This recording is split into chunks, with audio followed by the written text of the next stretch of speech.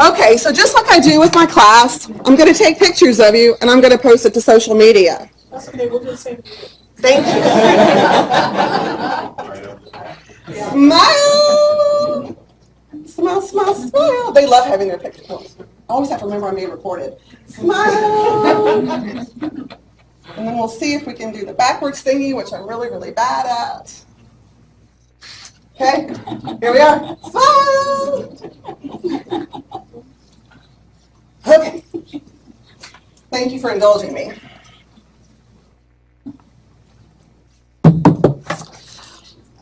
All right. But really and truly, if you do want to sit, feel free to come up. Okay, so my name is Grace Sims. I'm the Information Technology Librarian at Beeson Law Library at Cumberland School of Law at Stanford University. A mouthful. Anybody else from Alabama? Southeast, we had a few. Oh, you are, what part? Mobile. Mobile, okay, good. Did I have another hand? Nashville. Nashville, that's where I'm originally from. A few other Southerners here.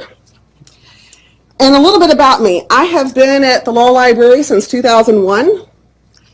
My job is kind of my own. I don't know that I exist anywhere else. If I do, let me know. I'd like to know. Meet my other people. But basically, I am responsible for the technology in the law library. I help the students with any of their problems, and I mean any. I help faculty when they want it. Our website, our social media. Sometimes I often feel like I'm a counselor or a therapist and wishing I'd gotten a degree, in that. I shouldn't say just an MLS. Does anybody have that experience as well? Lots of hand holding, and I see some heads nodding. Okay, so I'm not alone. That's good. And so it hit me a couple of years ago that other law schools were teaching tech courses of some form or another, and we weren't. And I'm friends with one of our long-term professors, and he thought it was a great idea, and he brought it up to the dean, and it was approved, but I should say that it's still not, it's considered experimental. I don't know if everybody has that, but there's a process to go through to get approved as a real course. This is still experimental. So I'm looking forward to the next Jurassic World, I should say that. We assume that students are tech savvy, right?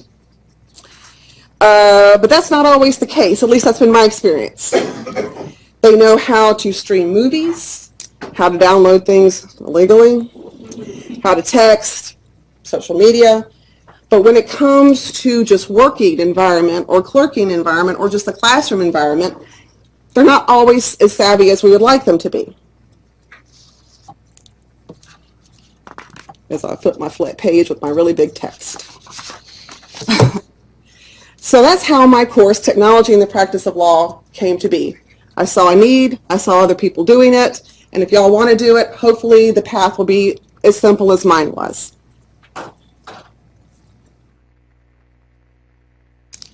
And so it says that awkward moment when you realize that your toddler can use the latest technology better than you. And I'm sure y'all have seen the ABA comment on Model Rule 1.1. And I hate reading slides out loud to people. I'm assuming this stuff will be put up later, although mine are not that exciting by themselves, I don't think. But if you want that model rule, here it is. Basically, a lawyer should have basic knowledge of technology for their client. Okay? And you can get through these through CLEs and other ways. And more and more, I should add, more and more states have adopted this ethical duty of technology competence. And so why shouldn't our students be aware of this at the very least before they get out there, whether it's working or clerking? And so now we come to the part about my course. It's pass-fail. Now there were a few hands about you had taught something. Was there a third person? Can't remember. What did y'all do? Did you pass-fail? Did you have a grade? Was it a 1-hour course, a 2-hour course? 1 hour. 1 hour? My course is, so I run the National Society for Legal Technology. So our courseware is used in 74 schools. And we see a mix from 1 credit to 3 credit, right, from pass-fail to grade. Okay. So it really runs the full spectrum. I teach it in California, and we do it as a pass-fail. Okay. I've wondered, is that the best way? So if y'all are going to do this, think about that ahead of time. That's what I was told I would do. 1 hour, pass, fail. I think I would like to try it for a grade, because then I think maybe the interaction might be different. Maybe, because I remember the first year a student asked me, well, who's going to book the class? And I was like, I don't even really quite know what that means when it's pass, fail, but let me find out. Well, you don't. And so when y'all go forward, think about those things. 1 hour, 2 hours, 3 hours. How many times a week would you want to meet? Would you want to have homework? Would you want to have papers? Do you want to have a test? Because that does, maybe it makes them more responsive in a certain way, but at the same time, maybe that adds more work for you, right? So think about those things. I should say that even though my class is pass-fail, I am allowed to assign them work, assignments, that sort of thing. I'm not limited to that. Let's see. If I did have more than 1 hour, I think that I could go more in depth. And maybe you all have encountered that. Sometimes when it's 1 hour, it's, really fast and furious. You don't have the same amount of times, the same amount of meetings. So hopefully this is Obi-Wan Kenobi? Yes. Again, going forward, when you're planning out your class, and this should be on your syllabus because that's going to be your backbone. I said no phones, syllabus. I said no computers, syllabus. That will be your protection when somebody complains about you to the dean or somebody else that they couldn't have their XYZ. Obviously, if somebody's accommodated, that's a totally different animal. But the first 2 years, I didn't ban anything. But you all know how it is. If you've looked out into a classroom, people have got their stuff up. Are they really typing what you're saying to that degree? Are really saying anything that interesting for that long? Or are they playing? And in my third year, I was in a classroom where I could walk up and down, and I was like, Facebook, and, all that kind of stuff. That doesn't stop them, though. They don't care that you're looking at their stuff, They don't care. So when y'all are setting up your course, think about, do you want these things to be in your class? But at the same time, it's a technology class. If they're going to do something in class, they do need their stuff. And it's kind of silly to have a tech class without technology. So did y'all have a policy? Anything goes?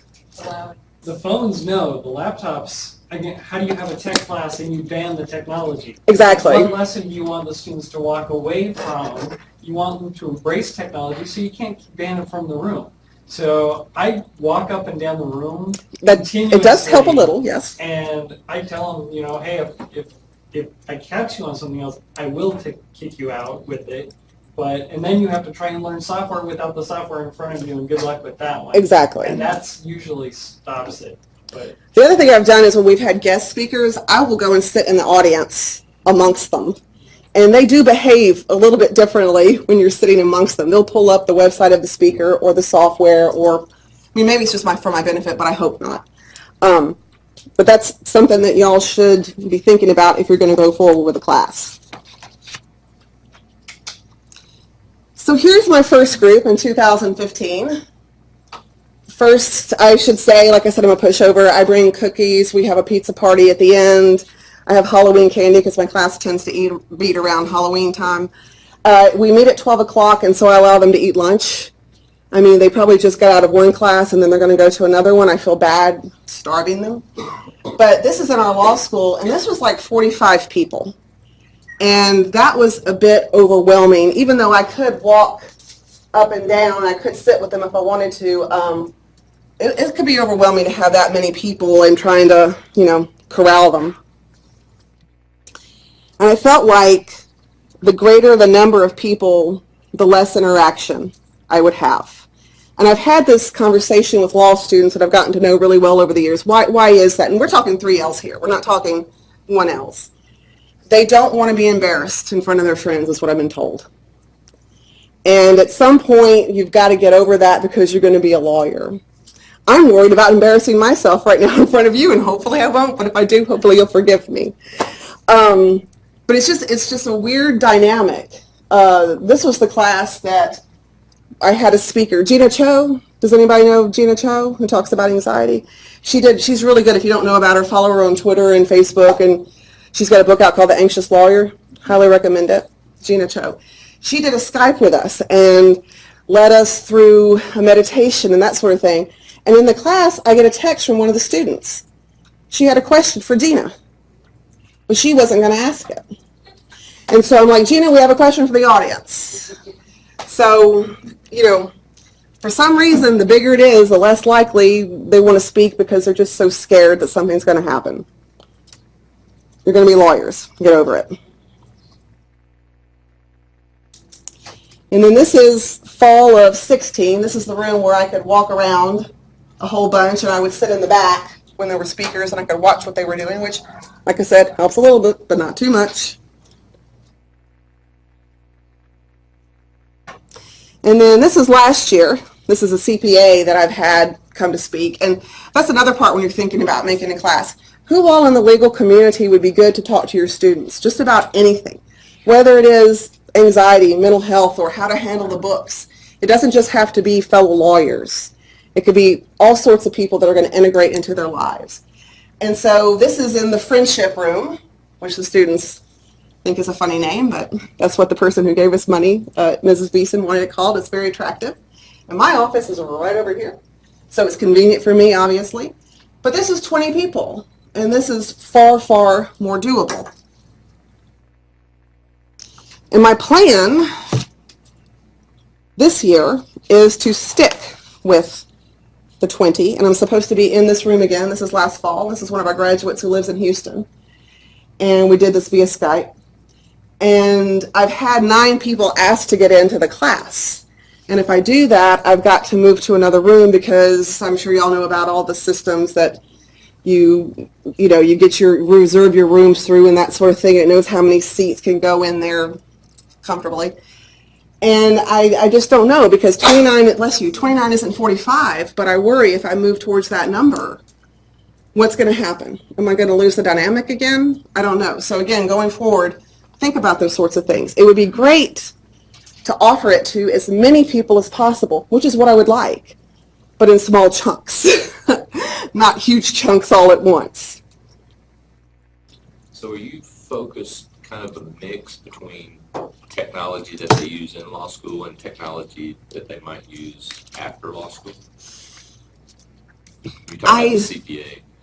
Oh, yes. Just it's amazing how many haven't heard about all the things that one has to do as a lawyer to protect your client's money and be ethical, and how you can be audited at any second, and just scary things. So that's where this person came in. But I will get that to in a second, but I will say, yeah, my class is primarily for the idea that you're going to go forward and you're going to use these things, but you might also use them while clerking. But it's not, I'm in the classroom and how to do something better in Word, which again, that's another thing that, needs to be done. There's all sorts of classes we could have. One of the things that I did last year that I think I will do again this year is when I had an in-person speaker, I would have them email me an evaluation within like a week or so after that class, and just to prove, hey, they were listening, they were paying attention. And I actually got lots of really good feedback from them. I was very, very pleased. That said, I didn't get it from all 20. And I don't have a whole lot of, again, the grade thing. I don't have a whole lot of backbone to make it happen. I could fail them, but the main thing for failing is you miss more than 3 classes. That's just kind of how it is. Again, the pushover thing. I really don't want to fail them. So you will encounter that. So if you're going to come up with a class, think about what kind of projects, pass, fail, or with a grade that would be easy to accommodate your life and theirs. That's important too. If you say that you miss more than 3 assignments or 2 assignments, That's true too. combine it with the attendance policy. I will put that in my syllabus. A good suggestion. Oh, she was suggesting that rather than just having 3 skips and you fail, 3 assignments missed and you fail. And that's an excellent, excellent idea. Thank you. I will write that down right now, so I will not forget. I've also thought about breaking them up into like small firms, 3 or 4 people, and making them come up with a project. Let's pretend we're going to have our own law firm. What would we do? Do we want to have a physical office, a virtual office? How are we going to handle all these things? You know, the finances behind it. So there's a lot of different ways you all could go with projects. Also, guest speakers, a fantastic opportunity for your students to network. Maybe somebody wants to work in Houston, and all of my speakers have been very kind and have met with students in those cities for coffee or lunch or whatever and have helped them. So it's just one more thing for you all when you're promoting this, is if you do kind of go this route and have some of your alumni or local attorneys, it's wonderful. It's one more way for our students to meet people. Yes. Regarding guest speakers, Yes. how often do you invite vendors to address the students? That's a very good question. One of our students is a case tax representative, and she brought us pizza. And so that was very, very nice. And the students weren't too familiar with it, so they did come. One of our grads is a vendor for different types of e-discovery software, but he showed them multiple platforms. He didn't encourage them to use one or the other. Clio, and I'll talk about that. I use them. Lit Consultants, have they changed their name? TrialPad, DocReviewPad, I use them. But there's reasons I use certain ones over other ones.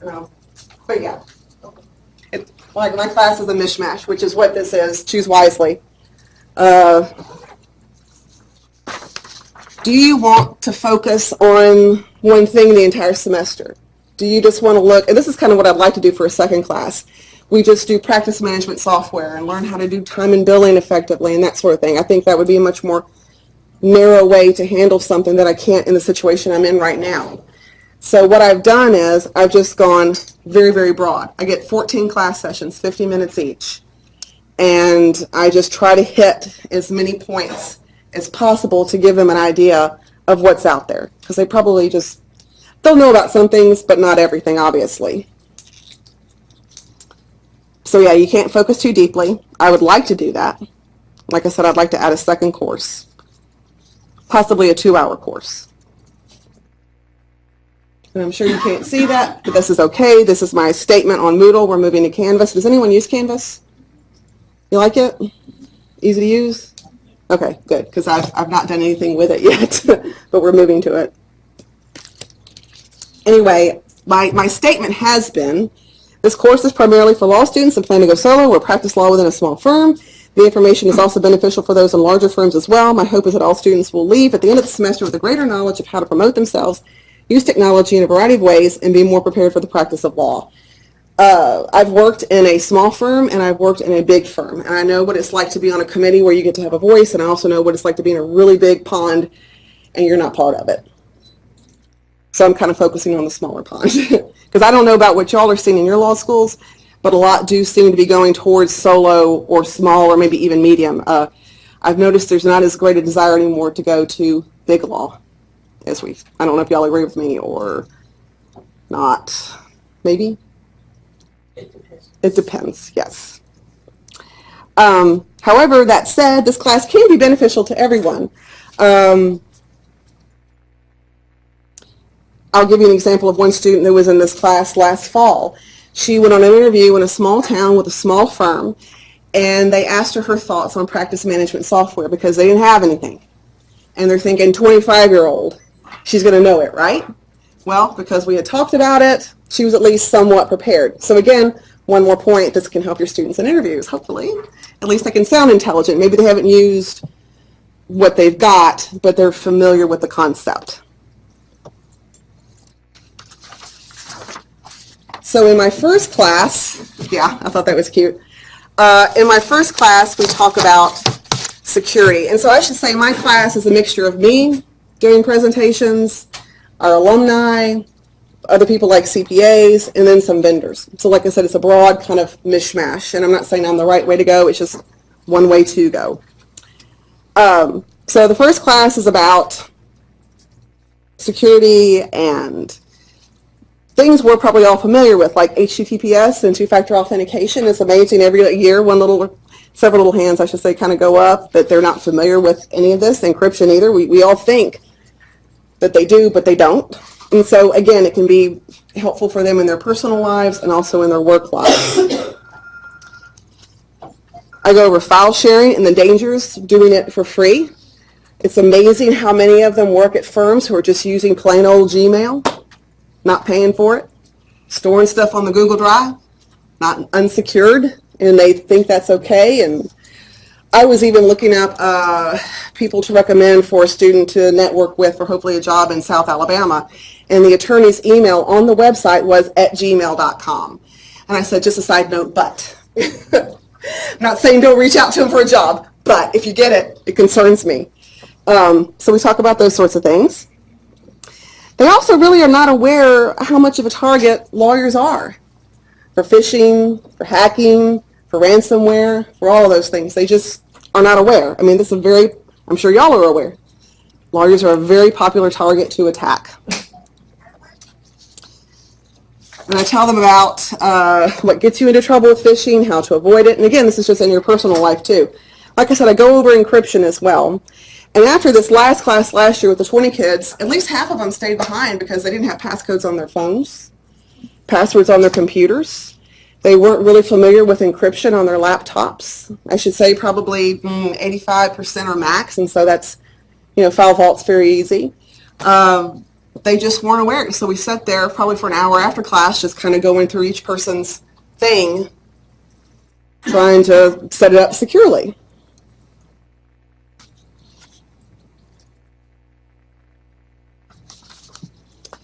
I also go over, this is a part of the security thing. Are y'all familiar with any of these guys? These are just some that I recommend at the moment. That probably will change. That's the thing about software and apps. It'll change on a dime next week. But if you want to continue to use your Google, well then get Boxcryptor to hopefully make it more secure, or pay Google $5 a month and it will be. But there's tons of these options out there. This is just a short sample. Cloud security. So in that same class, I talk about the cloud. And I mentioned how they think they're all secure, but they're not. Not all states have a cloud ethics opinion, but I'm sure this will increase. How many of y'all are in a state that has, blue is I have one, what is that, purpley, I don't? Who has an ethics opinion in their state? Who does not? Wow, okay, so the nots win at the moment, but I'm sure that will change. I also talk about document management and retention. This obviously has nothing to do with that, but I think it's a cool picture. I really, really like the idea that someday they will play chess together and not kill each other. ABA Model Rule 1.15 states an attorney shall maintain records of the client's funds and other property for a period of time after the termination of the representation. The model rule puts it at 5 years, but in brackets allows states to adopt it to modify this accordingly. And over the years, I've had students, when we talk about this, they have then gone back to the places they're clerking and they have helped to implement some sort of plan. It's just interesting to talk to these students that are like, well, so you're clerking, in the fall, it doesn't have to just be summer, and does the firm you work at, do they have this in place? And a lot of times they don't. And so here they get to go in and be somebody who's innovative and creative, and hopefully that makes them look good. Maybe they'll get a job. So again, another point if you want to have a class. And like I said, I talk about practice management. I've had Smokeball do a presentation. That's a good company. They also have really good webinars. I don't know if y'all are familiar with them. Clio, Practice Panther, Cosmolex. I mean, we could go on. There's like a new one every day, right? The reason I have used Clio, and this is where I'm hoping to hear something from you all, is because they are very friendly with education. Extremely friendly. And no cost. And so every semester when I get my new students' names, I plop them in there as attorneys and give them the rights to do certain things. And Clio also has these neat litigation and corporate scenarios that the students can work through so they can see what it would be really like. Others that I have reached out to, either they want money, some sort of subscription. I'm sure it's reduced because it's education, but still, library, not a whole lot of money, right? Or it's only on a particular platform, or you can only have it on one lab computer, and then you're expected for them to all go to that one computer and remember which one it is and all that, even if it's labeled, y'all know. So has anybody else found anyone else out there that's like Clio, in that free, friendly, will give a nice presentation, gives you access all the time? Jarvis Legal, Jarvis Legal? it's old and clunky. Well, But you get 5 free cases, oh, fully functional, does everything you do, so I use it because it's free. And my school doesn't have Clio implemented yet, because they won't listen to it. oh, But we use Jarvis Legal, and they track all their homework time. So Oh, they neat. learn how to put entries in, and every week when they show up for class, they submit a bill for all of their time for the week. okay, And they put in class time is billable time. that is And so cool. there's always something for them to bill. You raised your hand. I didn't use it personally, but with this newfangled Westlaw subscription we got, we now have a practice management tool as part of it. So From West? Yep. Okay. And my coworker who taught law this last semester used that for her class. All Some right. schools through Lexis has, Right, they have their own thing they too. have theirs, and some of the subscriptions, depending on your particular setup with Lexis, has access to that. So I just need to figure out what kind of contract we have and if it's you gotta see included. what your contract is. Yeah, which would be nice. But I'll definitely look at Jarvis because I want them to try as many things as possible, because at the end of the day, you don't know where you're going to end up working. Yeah. It's just like Westlaw, Lexis, Bloomberg, etc. And so my thought is if you can get exposed to as many things as possible, at least the concept will be there in your head and you'll be a little bit more comfortable when you actually go to the job. You will have heard of these things. Did you ask for your clinics? We don't have any clinics. Just In the traditional sense, we do have probably use something to track it. actually no. Most clinics in the country use it. Yeah. I will- Athletic programs. Because it's free. Yes, I will say that Law Review and Trial Journal now, I trained them how to use it. And they've been using Clio as a way to prove the amount of work that actually these groups do, for validation of getting a credit, and that sort of thing. So again, I keep saying this, but as you're planning your class, how could these things integrate with other places in the law school? They would, help your students who maybe can't take the class or don't want to take the class further themselves. I run a data list of software companies that run free trials or free access on our website. Okay, On legaltechsociety.org. thank you. See, we're all learning from each other. We hide that from the students, so you do have to shoot me an email if you aren't seeing it, Okay, so that it has access. But we break it down as these ones are free all the time, these are free for 120 days, these ones will give you 90 days, these will give you 30, so you can kind of find resources that fit what you're trying to teach. very neat. Yeah, and I always encourage that. See if you can get a trial. Yes. I just wanted to give you some background. So about 13 years ago, I transitioned from corporate law, where we use different practice management software programs, to clinical teaching. Mhm. I'm the director of Willamette. And we tried several different practice management systems, and none of them were perfect. Oh, yes, Then that's we did true. a comprehensive survey of all of them, and we chose the top 5. And Clio was one of the top 5, and then I reached out to all 5 of those providers. Mhm. And this is about 7 years ago, 6 or 7 years ago, and tried to negotiate with all of them to make their software available to clinics across the country for free. Yeah. Clio bit, and then we worked with Clio and Oh. negotiated on behalf of Well, thank schools you. all around the country to have this made available to them. And that's why the clinics are all using Clio, is because none of the other ones would play ball. And then I was in Canada in 2015, and they asked if we could do the same for them. Wow. So then we went back and negotiated for Canadian law schools to have free access to Clio. But like the other ones, Clio's not the best one, but it was one of the best. It was, definitely good enough. And the feedback we're getting from the students is that some of them do use Clio in their private practice after they graduate, but even those who don't say, I understood the concept, I understood Yes. how it worked. Yes. And, but you're absolutely right, they're education friendly. And that's why we clinicians keep using them. Whereas the other ones just didn't want you know, they didn't want our business because they don't make a lot of money on it at the front end, but Clio saw the value of it at the back end. And our sole practitioners are actually going out and buying Clio because although they have to pay for it. And that's where you make money. Competitive rate. Yes. Exactly.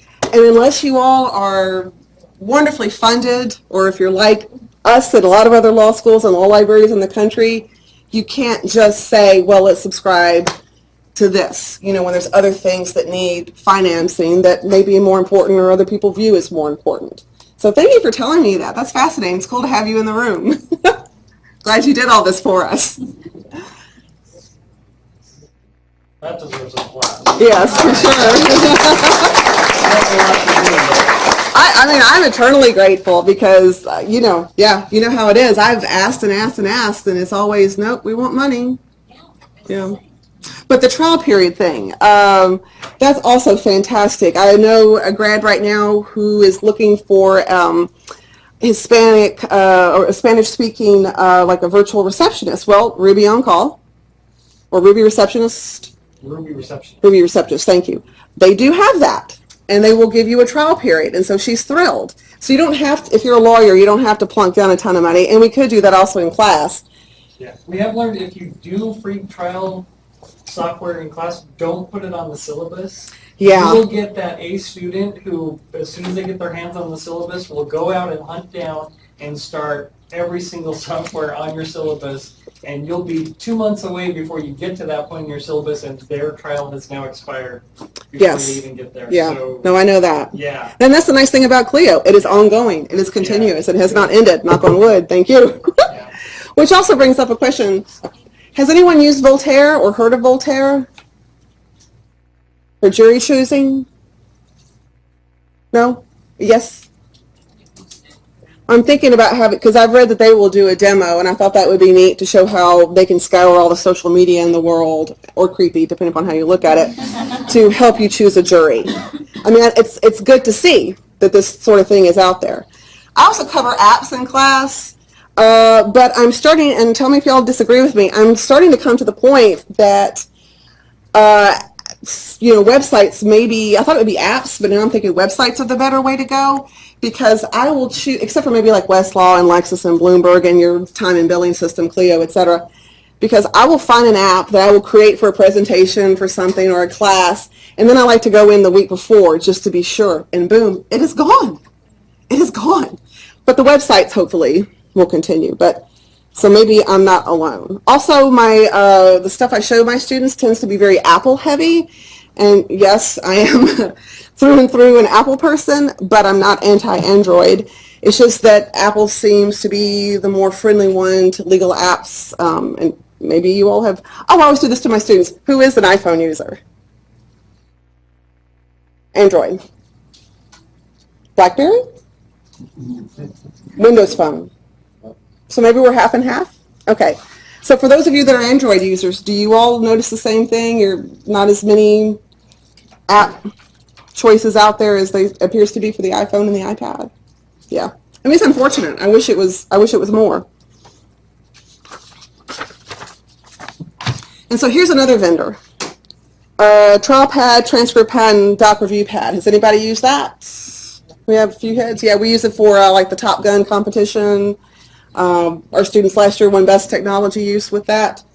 And what I like again about them is they will do a wonderful presentation and walk you through all the things about how to do it. I also have an iPad at the circulation desk on reserve for checkout, so students can look at all these things that I've either paid for or downloaded for free so they can play with it before they decide, do I want to invest in it. And I don't know if y'all are aware of this, maybe you are, but you know, you can get these one at a time or you can do a whole bundle. And if you are a student and you have a fellow student in the class or just maybe in your school that wants the same app, one of you buys it, and then I email the company and they email me a code that they then go into the iTunes store and they get it for free, and then y'all can split the money. So for an app that sometimes might be $100, $50 for each student is fantastic. So remember that if you decide you want to try this one out. But I highly recommend it. There are tons and tons, and I do show them other trial software, not just this. Just a lot of them, and there's a lot of money invested. This is not a horrible amount of money, and it's very friendly and very easy to use. But again, show them as many as possible. So here are some of my speakers. These are all some of our grads, and they are very kind. Well, actually, no, he's not. He went to Belmont, but we met at an Apple store when he was an undergrad at Stanford. And he's a very nice young man. He works at Eventbrite now. And I've asked them to be as honest as possible. Like I said, kind of like me, the mistakes they've made, the good things they've done, and they all bring different things to the class, whether it's social media or marketing. Bless you. Franklin here does a wonderful thing. I give him the list of students, and then he looks up their Facebook and their LinkedIn and their Instagram to show them just how much is out there when he's not connected to them in any way, form, or fashion. Or if your LinkedIn is just sad and it needs to be beefed up. And so it gets a lot of cringes and a lot of laughs, but I think it's important because I don't think they realize. I had one student last year that his background on Facebook was a dirty kitchen with beer bottles everywhere. Your potential employer might see that and decide, I'm not going to hire you because you're not serious, or you think it's funny and it's not. I mean, career begins the day you walk into law school, maybe even before then, the minute you apply. And so it's been good to have these people call them out on it and show them how they can do better. And they do. That's what's funny. When I go back like the next week, they've made changes. They've either beefed it up or cleaned it up. And they have all met with my students, like I said earlier, and have given them tips on how to get into those particular fields. So I just think it's a wonderful thing. Although I do tend to use a lot of the same people, I do try to do things differently. This year I'm using another one of our grads who's never spoken to us before. She is a plaintiff, a lawyer, has won lots and lots of huge settlements. And so she's going to talk about her use of technology and the kind of work that she does.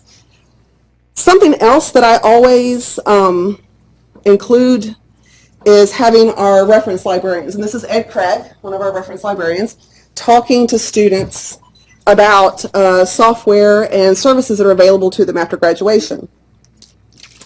For example, two of our most popular services are public access Westlaw and Lexisnexis. Do any of y'all have that? I call it baby Westlaw and baby Lexis. Because it's not the same thing you get as a student, but if you're a solo or a small firm attorney and you can't afford it or don't want to invest in that, this is a fantastic resource.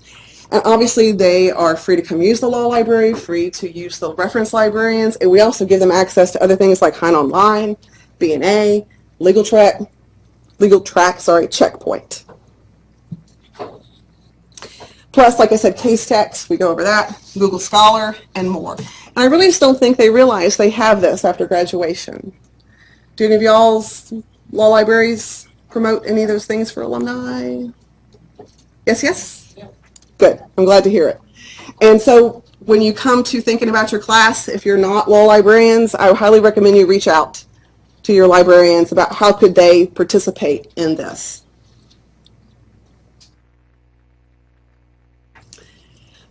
Second best movie ever made. First is Jurassic Park, in case you were wondering. I do spend a period going over, it's because I can quote it to death. Just because you can doesn't mean you should. Life finds a way, right?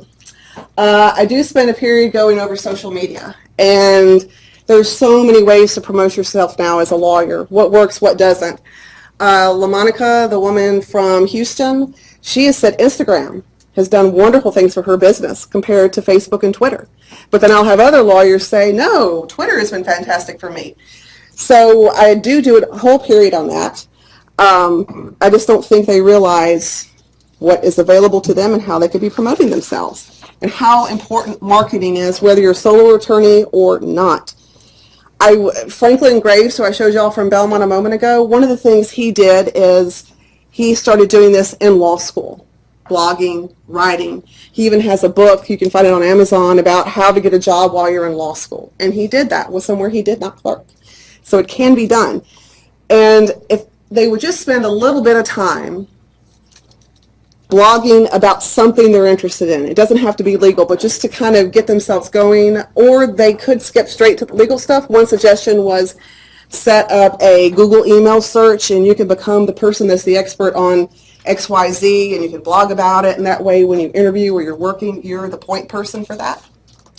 So if we can encourage them to do this in law school, that would be fantastic. I also show them lots of examples of bad social media, which is important to do too. And how, now again, I'll reach out to y'all. How about y'all? Anybody do encourage, Twitter, blogging, social media, something? The students? Some people? Yes. I joined my first class with you this fall. So Oh, okay. my plan is to include social media for both the law marketing Mm-hmm. segment and for the ethics segment. And I have a portion of my potential syllabus, which I actually submitted to the faculty committee and they didn't vote it down, where I said, for attendance, like all law school classes, you're expected to attend per the policy. If you need to miss a class, let me know, and Yeah. that's fine. However, if you make up a big excuse and I go to your Facebook and it turns out, I will name and shame. Well, And then I followed it up because you need to know from day one that when it comes to social media, you need to either clean it up or lock it down. and that's an excellent point, but also from the other side, if you're an attorney and the other side is saying, well, his back is really hurt, he's never, and I'm sure y'all have seen this on, TV, he's not doing anything, and then they've got, shots, jet skiing and that sort of thing. So, yeah. I know insurance defense Yes. attorneys who do that specifically. Yeah. It is part of their exchange. It's huge, huge. Yes. So we use social media in two areas. One is we try and help them to do research on the social media of the opposing parties Yes. in exactly the way that you were just describing. But the other is to use social media ethically Yes. to promote their practice, their accomplishments and everything. And we try and really emphasize the importance of getting client consent Yes. and making sure that anything they say will not be harmful to their client's interests. And so that's something that is hard for some of our students because they're so used to sharing everything about their All the time. But Yeah. they sometimes forget the confidentiality obligations Yes. that they have, and so that's something that we really have to emphasize about. You can do this, but it's got to be with client consent, and you have to ensure that it's not detrimental to the client's interests. Yes. Yeah. I mean, it can go all sorts of ways, as you can see. So this is the top of my Moodle page, and just to give you an example of, I set it up by the week, what we're going to talk about. I've also collected what I find to be very useful and interesting, PDFs, articles, links to stuff that I share here that I hope they read. I only do it for their own benefit, and I lump it together to apply to that presentation I'm going to do or that speaker that's coming. Just kind of give them extra stuff to go back and look at. But how do I make them read it? I don't know. I'm sure there's a way if there was a grade involved, I'm thinking.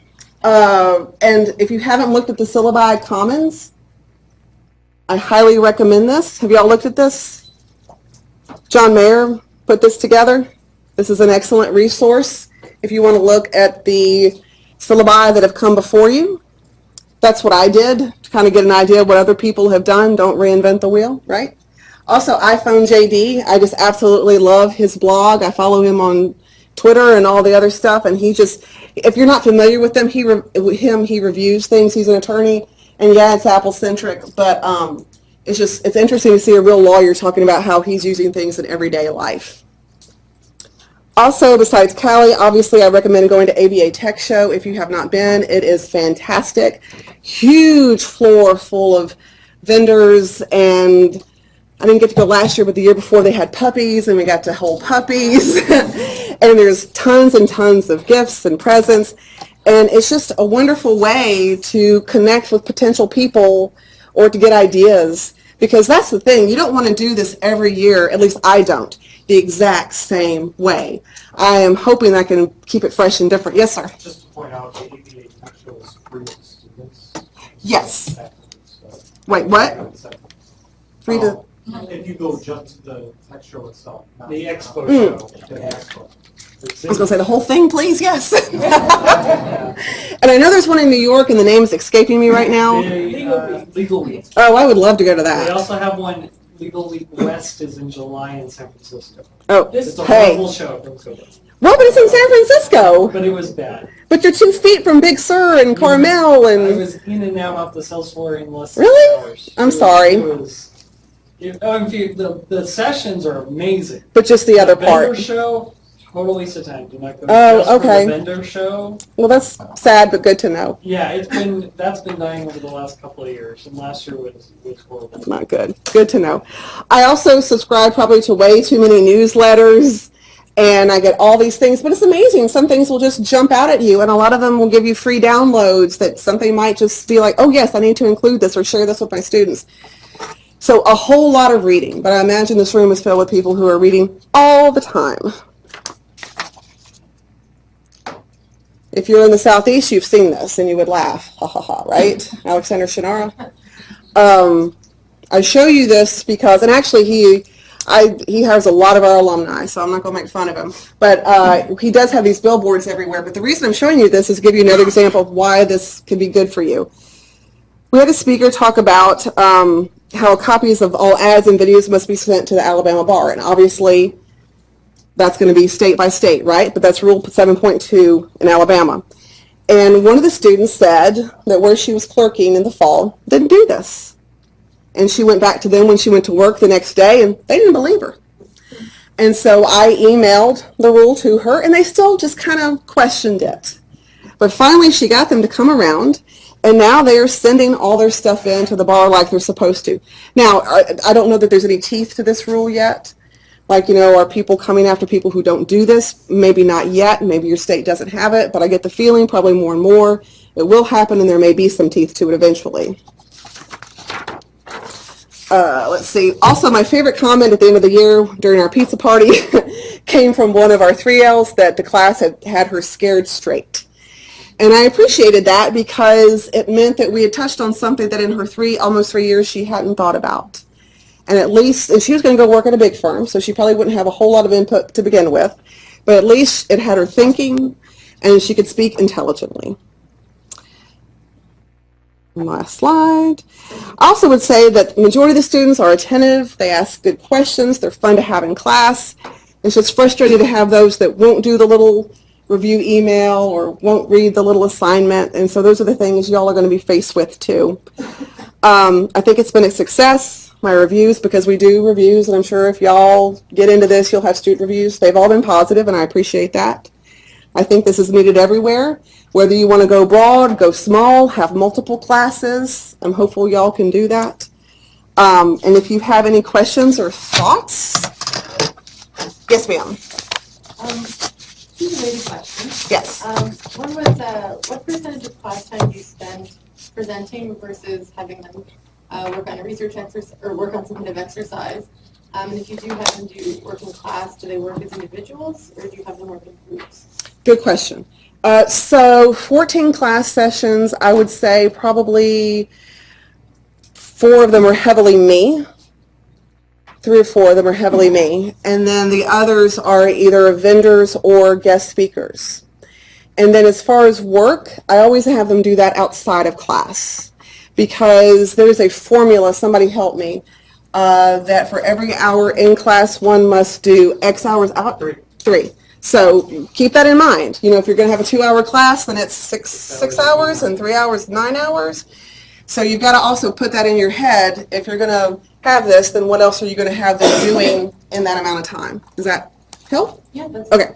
Yes. Is class required or is it? It is not required. It is traditionally 3Ls, and some 2Ls can scoot in if there's no conflict. It would be great if it was required because I think the way the world is heading, more and more they're going to have to be, we like to say we're practice ready, and we are, but I think part of being practice ready is also knowing how to do this and not being scared of it. Because I see that a lot with older attorneys. They just, still don't even read the email or whatever, and that's not going to be an option, I don't think, for the people that are 25 years old right now in 20 years. who knows what will be replacing email, but something will, right? Yes, ma'am. Do you know how many states have COEs in technology? Two. Just- Florida and South Carolina.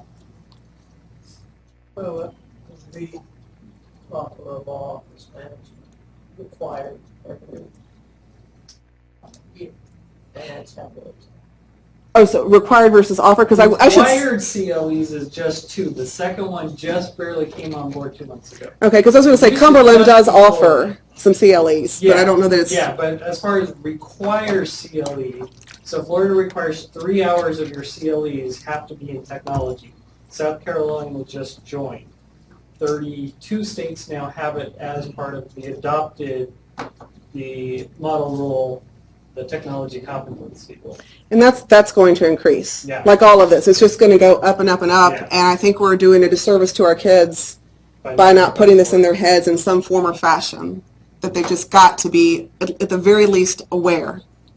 And the states are refusing to define what that means. It's very, very vague. So they can leave it as the pitfall. When you get in trouble, Yep. they can just shove it in. It contains all, oops, you're not competent. Yep. And now we can disbar you because we haven't defined what competence means and we haven't defined how you stay away from it or how you prove you are competent.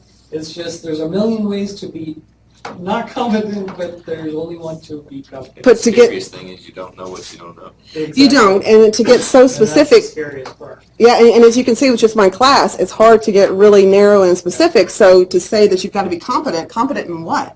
Yeah. I mean, it's huge. Yes, ma'am. I'm going to offer what a presenter earlier, Ed Waters from Fast Case said.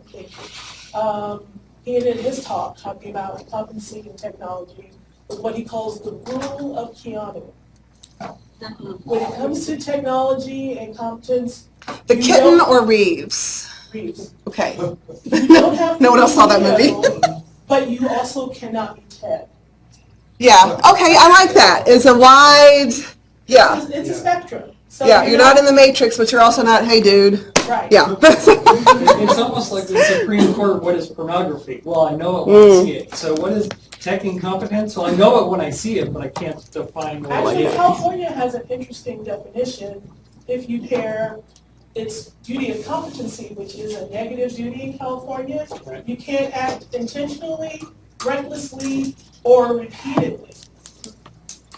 So if you pair that with keeping up with relevant technology, the idea is you can mess up while you're learning, you can't ignore it, and you can't disregard it intentionally to the harm for your client. Anything else? Yes, sir. For weeks when you have a guest speaker, for example, as e-discovery software, what do you do versus? That is a good question. Send the email. Yeah, they have, at this point, what I've been doing is having them evaluate the speakers, giving their thoughts, how would they use it, but again, that goes back to I'd like to actually break them down into firms and make them then come up with a plan at the end, during the pizza party. That's where my brain is going for this year. But yeah, good question. Anything else from anybody? Yes, sir. Sorry, last one. Word and PDF skills. A lot of those Non-existent. students don't have that. You covered that? I do not. I actually help them because I don't know if I said this about me, but my job, I also like you've dumped your laptop in the tub. I will recover your data. You've driven over it. I will recover your data. It's dead. I will sell the deceased for you to get you some money to buy the next one. So any kind of technology problem you can think of, I do that. And so I end up helping them a lot with formatting and things because they don't have But it. that's not part of this class. No. And so we are looking into that now because unless we're totally different, we're noticing that the incoming 1Ls, which could be 21 to 60 or whatever, because it runs the gamut, the 20-ish, they don't get the word processing for law school, which you're not going to get in grade school or high school or college, but also grammar and punctuation and maybe texting's to blame. I don't know. But we're seeing a whole lot of that. So our legal research and writing director last year had them all purchase Grammarly to help them. And she's thinking about maybe adding on some other things so that each group as they go through will be more efficient, because we're just seeing that. And again, they don't realize how dependent they are on Word, Adobe, Excel, etc. Yes, ma'am. How do you deal with something that's still kind of amorphous like blockchain, where there's not like a clear group of products that I do not. I do not, but I do have a collection of students who talk to me about it, and I know they enjoy it, and so I send them stuff all the time. I've told them about conferences. I've even got one who's going to Liechtenstein as a job. She just graduated, and she's going to go do blockchain there, and they want her then to take a German bar, I think it is. So no, I'm not, but that does need to be talked about, because here we are, we have a student who's graduated, who's going to go practice law in a foreign country about that very subject. So she's lucky that she's just really, really a go-getter, and that's what she wanted to do with her life. But how can we let others know that this is an opportunity out there? Anybody else? We all been wonderful. You're bigger than 20, and you talked, and you made eye contact, and you stayed awake. I wish I had a pizza party for you. Thank you. And my name is, I'm sure, on something, so if you ever need to reach out and say, we just want to talk or whatever about what you're going to do, please let me know, because I'd be more than happy to talk to any of y'all. I've been through it. Thank you. Thank you.